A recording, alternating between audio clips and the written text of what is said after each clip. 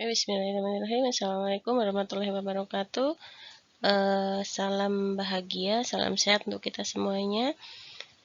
Pada siang hari ini kita akan membahas terkait dengan evidence base dalam keperawatan anestesi ya.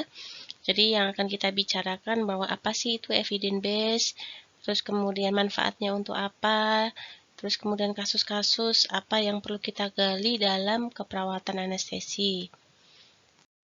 Nah, pengertian dari evidence base itu, evidence itu adalah merupakan suatu fakta, ya. Fakta, terus kemudian base itu dasar, sehingga evidence base itu adalah praktek yang didasarkan pada sebuah bukti. Jadi, misalnya nanti teman-teman itu praktek ya, praktek di rumah sakit, kemudian teman-teman membaca suatu literatur atau suatu referensi bahwa misalnya aromaterapi bisa menurunkan nyeri pada pasien pasca sesar misalnya. Nah, itu tinggal nanti teman-teman buktikan bahwa apa yang ada di referensi itu benar atau tidak. Ya, itu adalah contoh dari evidence based practice ya. Jadi, apa sih itu evidence-based practice? Adalah merupakan suatu proses yang sistematis untuk mencari, menilai, dan menggunakan hasil penelitian sebagai dasar untuk mengambil keputusan klinis. Jadi, ada proses suatu sistematis untuk mencari, kemudian untuk menilai dan menggunakan hasil penelitian. Jadi, hasil penelitian ini kita gunakan untuk mengambil keputusan klinik bahwa misalnya antara relaksasi napas dalam dengan aromaterapi itu lebih efektif mana sih untuk menurunkan nyeri pasien misalnya pasca sesar gitu. Nah, ini nanti kalau misalnya ternyata teman-teman dari hasil jurnal itu dibuktikan ternyata lebih efektif yang aromaterapi misalnya, ya tinggal nanti itu dipraktekkan di dalam teman-teman nanti praktek. Terus kemudian bukti klinis adalah di sini harus ada bukti klinis atau secara empiris bahwa penelitian yang relevan secara klinis itu dapat berupa penelitian-penelitian dari ilmu-ilmu kedokteran dasar bisa, atau dalam hal ini bisa dengan penelitian ilmu-ilmu terkait dengan anestesi.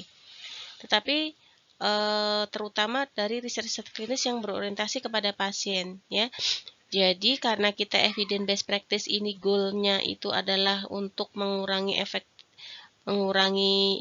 ketidaknyamanan, kemudian untuk mengurangi cost dari pasien, sehingga kita sebisa mungkin mencari referensi atau jurnal-jurnal yang bermanfaat yang nanti dapat diaplikasikan ke pasien. Nah, uji ketelitian atau akurasi dan ketepatan atau precision itu adalah merupakan sebuah metode diagnosis termasuk dalam pemeriksaan fisik. Nah, ini biasanya kita sebagai petugas kesehatan ya, atau bahkan kita sebagai perawat anestesi atau penata anestesi itu dalam melakukan pemeriksaan fisik kita tidak secara komprehensif. Padahal dari pemeriksaan fisik itu perlu adanya sebuah ketelitian dan ketepatan. Karena apa? Untuk mencari sebuah metode diagnosis. Kemudian uji kekuatan suatu penanda prognosis atau uji efektivitas dari suatu keamanan suatu terapi atau tindakan rehabilitasi maupun metode pencegahan. Jadi kalau kita melakukan bukti klinis, kita bisa dengan beberapa cara. Bisa dari uji ketelitian, bisa dari uji ketepatan, bisa dari uji kekuatan atau uji efektivitas.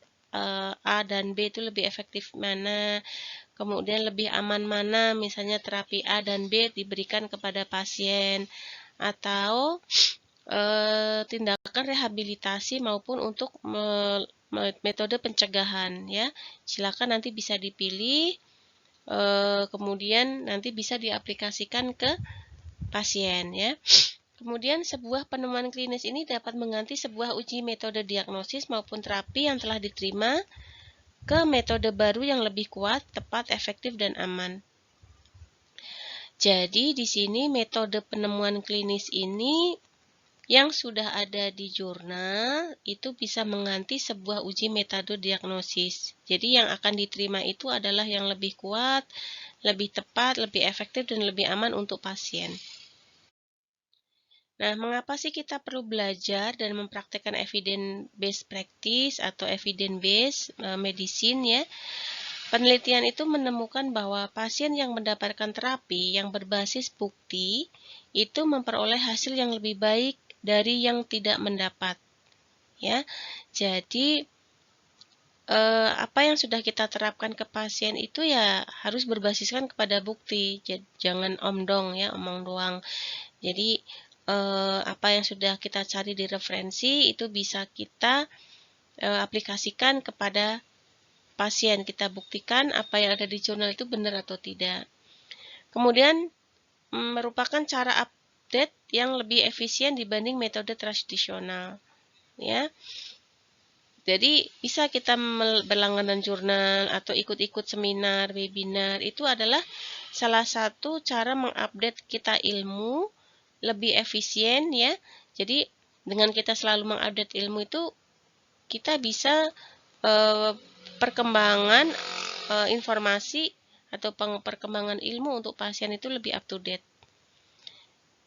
Kemudian perkembangan terakhir membuat EBM atau EBP itu lebih mungkin dipraktekkan ya. Jadi karena kita zamannya sudah zaman era global, jadi kalau kita mencari referensi tentu saja yang sesuai dengan zamannya ya. Nah, sebuah perkembangan dari strategi mencari dan menilai bukti yang lebih efisien. Ketersediaan jurnal-jurnal yang evidence-based, kemudian dihasilkannya systematic review dan ringkasan atau summarize ya. Kemudian sistem informasi yang memungkinkan akses ke literatur dalam hitungan detik. Ya, jadi ini untuk kita bisa mengupdate perkembangan ilmu itu bisa dengan strategi mencari atau menilai bukti yang lebih efisien dari jurnal-jurnal. Kita bisa lakukan systematic review atau dengan menggunakan akses informasi yang lebih cepat ya. Nah, ini misalnya contoh kasus yang mungkin kita jumpai dalam kehidupan kita sehari-hari.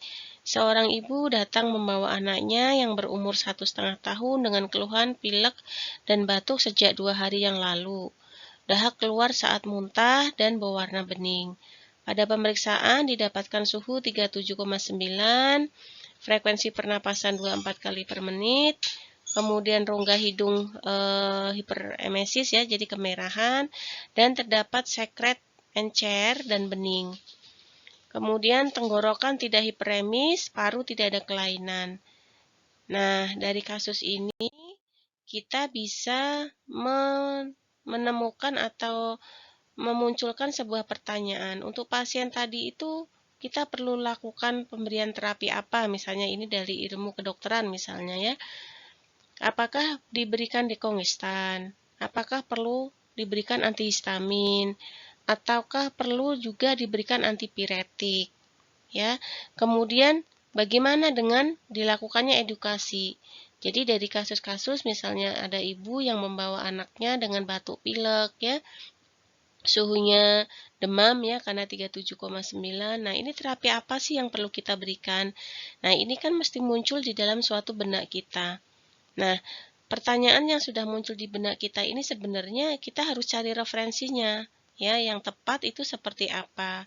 Jangan sampai kita salah memberikan terapi atau tindakan ke pasien. Nah, kemudian ini pengelolaan informasi push and pull method. Push itu kita mengingatkan informasi baru.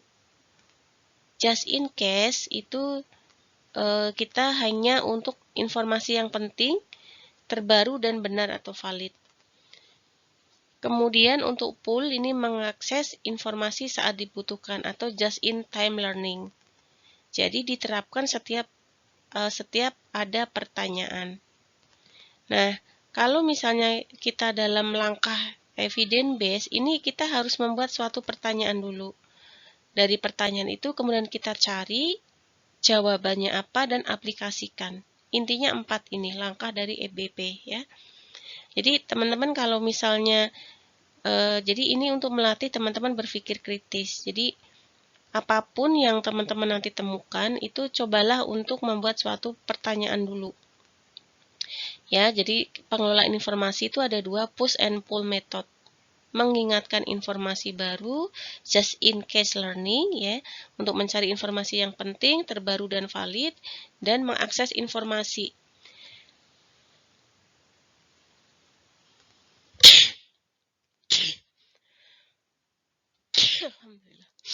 Nah, dengan 4 langkah utama yaitu kita membuat suatu pertanyaan, kemudian kita cari ke dalam literatur, kemudian kita simpulkan, appraise ya, jadi kita pahami, kita analisa, terus kemudian kita praktekkan. Nah, bagaimana dengan just in case learning? Caranya adalah salah satunya kita bisa berlangganan jurnal atau kita bisa membaca jurnal-jurnal yang penting ya, yang sangat relevan dalam praktek kita sehari-hari. Jadi misalnya karena teman-teman itu di bidang anestesi, ya silahkan punya target 1 hari membaca 1 jurnal ya. Kemudian ini beberapa informasi web untuk teman-teman mau mengakses terkait dengan evidence base baik pengobatan ataupun di bagian klinik ya, atau tatanan layanan kesehatan. Ini bisa diakses melalui web ini. Nah, tidak mudah sebetulnya untuk mencari informasi ya. Jadi ada beberapa hambatan untuk memperoleh informasi. Yang pertama adalah textbook sudah ketinggalan, karena biasanya textbook itu dia lama ya, tahunnya tahun edisi lama, sehingga tidak up to date lagi ya. Kemudian jurnal tidak tertata dengan baik dan tidak berkualitas atau variasi dari kualitasnya masih kurang. Kemudian para ahli yang sulit sepakat. Nah, ini yang sering terjadi ya. Ini yang sering terjadi. Misalnya contohnya adalah dalam toleransi, kalau dalam ilmu keperawatan anestesi misalnya dalam toleransi glukosa darah atau hipertensi gitu ya. Jadi belum ada kata kesepakatan misalnya walaupun sudah terstandar secara internasional toleransi glukosa yang aman untuk dipakai pada saat operasi itu antara rentang misalnya 100 sampai misalnya 200 misalnya. Tapi kan pendapat petugas kesehatan itu tidak sama, berbeda-beda. Ada yang misalnya 230 masih bisa ditolerir dan lain sebagainya ya. Atau di sini adanya CMV, CME atau CPD yang tidak efektif ya. Di sini ada penggunaan aplikasi-aplikasi yang mungkin kita intinya yang kita gaptek ya, itu juga akan mempengaruhi bagaimana dalam memperoleh informasi. Nah, sekarang Anda diminta untuk membuat suatu pertanyaan.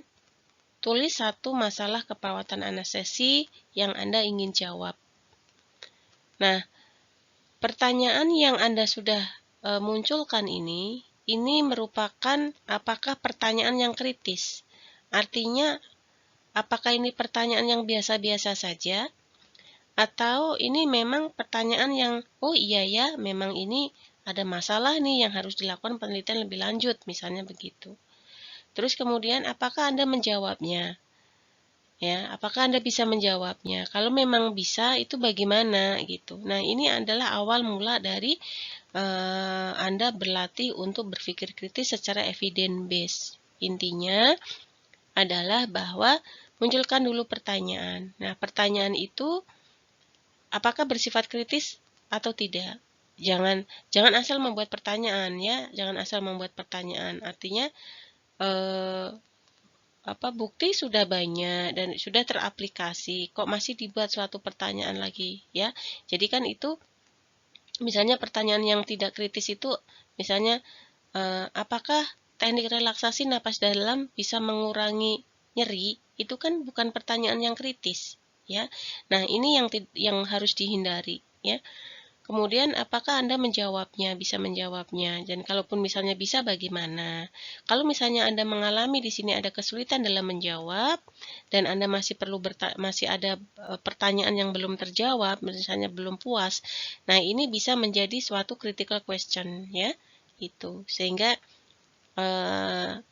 ini memungkinkan untuk mengarah ke evidence base. Nah, informasi yang full ini dalam suatu langkah dalam proses evidence base. Yang pertama, menyusun pertanyaan yang dapat dijawab. Ya, kemudian mencari bukti yang terbaik, kemudian lakukan telaah kritis atau critical appraiser dari bukti yang didapat. Kemudian integrasi dengan keterampilan klinis dan nilai-nilai pasien. Jadi intinya dalam langkah evidence base itu susun dulu pertanyaan, cari buktinya yang terbaik. Jadi misalnya Anda mau tentang nyeri kan banyak tuh manajemen untuk bisa mengurangi nyeri. Ada relaksasi napas dalam yang biasa teman agung-agungan kan relaksasi napas dalam ya, aromaterapi, massage ya, terus kemudian metode SAFE, Benson dan lain sebagainya kan banyak ya. Nah, dari yang sudah Anda temukan itu mencari bukti yang terbaik, mana di antara kesekian itu yang terbaik itu mana. Kemudian baca artikel jurnal, lakukan telaah ya, dikaji. Kemudian baru kalau sudah menemukan hasil yang terbaik, implementasikan ke dalam pasien, ke pasien ya.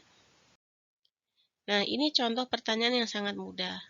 Misalnya vitamin C dan kebugaran. Apakah penggunaan vitamin C dosis tinggi, baik itu 500 atau 1000 mg, secara teratur dapat mencegah flu? Nah, ini yang sekarang lagi musim ya, cuacanya lagi tidak menentu seperti ini. Ini apakah bisa mencegah ini? Nah, ini salah satu dari pertanyaan yang harus dicari jawabannya. Yang langkah pertama, menyusun pertanyaan dapat dijawab. Pertanyaan yang baik merupakan tulang punggung dalam penerapan evidence base. Tidak mudah untuk menyusun suatu pertanyaan yang baik itu sangat-sangat tidak mudah, ya. Sehingga apa? Sehingga perlu latihan untuk dapat menyusun pertanyaan yang terformulasi dengan baik, ya. Seperti yang tadi sudah Bu Nova sampaikan bahwa tidak asal membuat suatu pertanyaan, ya. Gitu. Jadi kalau bisa pertanyaannya adalah pertanyaan yang kritis. Nah, bentuk pertanyaan itu sangat tergantung pada pengalaman, ya. Jadi kekritisan kita, critical thinking kita itu salah satunya bergantung pada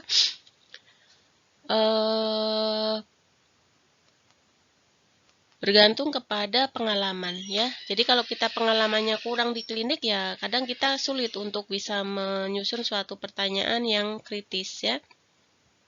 Dari tipe pertanyaan, itu dari pengalaman klinis ya. Nah, ini biasanya kalau kita pengalamannya kurang, ini pertanyaannya masih umum ya, pertanyaannya masih umum dan ini pengetahuannya pengetahuan umum. Tapi seiring dengan pengalaman klinis kita yang lama, didukung dengan pengetahuan kita yang bagus, itu pertanyaannya akan lebih kritis ya. Nah, ini pertanyaan klinis 1 yang tadi, apakah vitamin C dapat mencegah common cold atau flu? Nah, ini harus kita cari berdasarkan PICO ya. Biasanya kalau kita mau melakukan critical appraiser atau telaah itu kan kita pakai PICO ya. Populasi misalnya untuk dewasa yang sehat. Ya. Nanti mungkin kita akan beda kalau kita populasinya ini pada lansia atau pada anak-anak misalnya. Nah, kita spesifikkan dulu kita mau pakai yang apa, cari yang apa ya. Dalam ini misalnya kita untuk dewasa yang sehat. Kemudian intervensinya apa? Adalah vitamin C. Pembandingnya apa? Nggak ada. Outcome-nya apa? Apakah dapat mencegah common cold atau flu? Nah, keyword yang digarisbawahi ini pikirkan sinonimnya, kemudian kita cari apa yang kata-kata itu yang di jurnal ya. Jadi clue-nya adalah vitamin C dengan flu atau common cold. Nah, itu contoh tadi pertanyaan-pertanyaan yang umum. Nah, sekarang silahkan teman-teman susun. Ini adalah contoh-contoh pertanyaan lain yang ada hubungannya dengan perawatan anestesi. Ini Bu Nova hanya berikan contoh saja. Misalnya, apakah efedrin efektif untuk menaikkan tekanan darah pada hipotensi sedang? Ya. Apakah posisi trandelekbuk efektif menaikkan tekanan darah pada saat intraanestesi? Apakah usia lanjut lebih berisiko mengalami kesulitan intubasi dibanding dengan usia dewasa awal? Atau apakah penilaian kriteria output urin dan PONV itu efektif untuk menilai kriteria pemindahan pasien dari PACU ke rawat inap dan lain sebagainya. Ini hanya contoh-contoh yang yang mungkin bisa kita jawab. Kita bisa menjawabnya atau tidak di bidang keperawatan anestesi. Kemudian kita cari referensinya, kita lakukan telaah, dan nanti kita bisa aplikasikan ke pasien. Silahkan nanti teman-teman bertugas untuk membuat pertanyaan, ya, yang lebih ke arah kritikal. Jadi Bu Nova tidak mau mendapatkan pertanyaan yang biasa-biasa saja. Jadi silahkan nanti berlatih ya. Nah, step 2 itu kita cari bukti yang terbaik sesuai dengan jenis pertanyaan. Bisa dengan mengikuti beberapa langkah, fenomena atau problemnya bagaimana. Apakah mau menggunakan observasi, ya, misalnya. Bagaimana frekuensi masalah yang terjadi. Apakah pasien memiliki masalah tersebut, siapa yang mengalami masalah, dan bagaimana menyelesaikan masalah. Jadi ini biasanya untuk bukti terbaik sesuai dengan jenis pertanyaan. Ini kita bisa menggunakan step 5 pertanyaan ini. Nah, bagaimana cara memilih bukti yang terbaik? Ini biasanya kita bisa memahami desain penelitian dan jenis literatur. Paling bagus itu kita pakai yang RCT. Ya, RCT ini randomized control trial atau clinical trial yang langsung diaplikasikan ke pasien. Kemudian dengan cohort study, ya, atau dengan ada kontrol, ya. Kemudian case control study, cross sectional atau dengan survei, dengan kualitatif, dengan systematic review atau CPG atau clinical practice guideline, ya. Silahkan nanti ini beberapa contoh saja, ya. Nanti teman-teman akan lebih paham apa itu cohort, case control studies, cross sectional, kualitatif, systematic review, GPC, CPG dan lain sebagainya, clinical trial, RCT itu nanti setelah teman-teman mendapatkan metodologi penelitian di semester 5. Nah, dalam melakukan hambatan evidence base itu ada beberapa hambatan. Yang pertama, kebiasaan untuk bertanya dan mencari. Kebiasaan untuk bertanya dan mencari ini tidak semuanya orang memiliki hal ini, ya. Jadi misalnya Anda berangkat dari Lampung ke Purwokerto misalnya. Selama perjalanan 1 hari itu misalnya pasti akan banyak hal-hal yang Anda jumpai di jalan. Nah, mulailah mencoba untuk bertanya dalam diri sendiri dan mencari literaturnya. Atau dalam hal Anda kuliah lah, Anda mendapatkan materi dari dosen, namun Anda belum puas, kemudian Anda mencari jawaban pertanyaan Anda sendiri melalui literatur. Itu tidak mudah untuk bisa seperti itu. Ya, jadi mulai sekarang teman-teman harus berlatih, ya. Keterampilan menemukan, menelaah dan menerapkan dalam evidence base itu biasanya masih rendah, ya. Kemudian sumber informasi yang sangat banyak sehingga membuat bingung biasanya, ya. Dan keterbatasan waktu, ya. Nah, bagaimana dengan just-in-time learning? Jadi, ini merupakan suatu pendekatan alternatif dari fokus pada problem pasien yang dihadapi saat itu, ya, dari kerelevanan dengan praktek, mudah diingat dan up to date. Belajar untuk memperoleh informasi terkini yang terbaik, ya. Itu jadi pesannya cuma satu, buatlah suatu pertanyaan, kemudian jawab sendiri, kemudian cari literaturnya, ya. Jadi sebisa mungkin pertanyaan yang bersifat kritis. Ini tadi sudah. Nah, yang bisa kita simpulkan adalah misalnya, benarkah terdapat banjir informasi? Ya, karena misalnya terdapat 5.000 artikel per hari. Nah, apakah CME itu membantu? Ya, nah ini tidak terlalu membantu karena semuanya tergantung dari diri kita. Nah, dapatkan ada evidence base itu berpusat pada patient centered learning. Ya, karena metode yang digunakan itu lebih efektif, ya, lebih efektif. Jadi hanya pencarian literatur saja. Jadi harus kita aplikasikan ke pasien. Jadi berfokus pada pasien, patient centered learning. Apakah hambatannya? Ya, biasanya hambatannya adalah untuk mencari sumber bukti, keterampilan yang rendah dan perilaku mencari itu masih rendah, ya, gitu. Jadi kita jangan sampai terjadi yang poin ke ini, ya. Nah, bagaimana prakteknya? Penemuan bukti untuk mendukung salah satu pengambilan keputusan klinis. Setiap pasien itu, setiap pasien Anda khususnya rawat inap. Penemuan bukti untuk mendukung salah satu pengambilan keputusan salah satu pasien Anda per 1 hari praktek. Mendorong rekan kerja Anda mengikuti yang Anda kerjakan, bekerja sebagai tim dalam menemukan jawaban yang berbasis bukti. Jadi, kalau misalnya nanti teman-teman itu sudah bekerja atau dalam hal ini teman-teman itu praktek, kemudian ingin menerapkan evidence base, itu cari suatu bukti untuk mengambil keputusan di pasien dirawat inap. Misalnya nanti teman-teman dinas praktek dirawat inap, ya, di praktek KDM misalnya. Kemudian bisa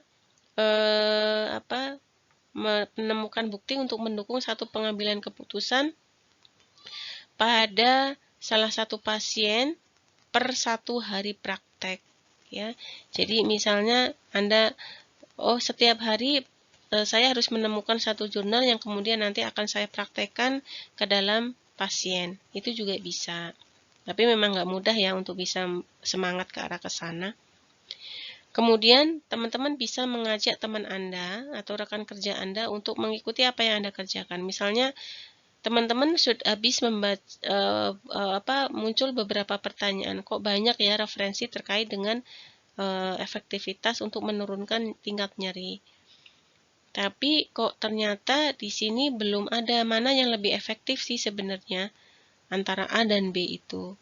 Nah, kemudian Anda berbarengan dengan teman-teman Anda untuk mencoba mengaplikasikan ke pasien antara terapi A, B, dan C itu misalnya lebih efektif yang mana.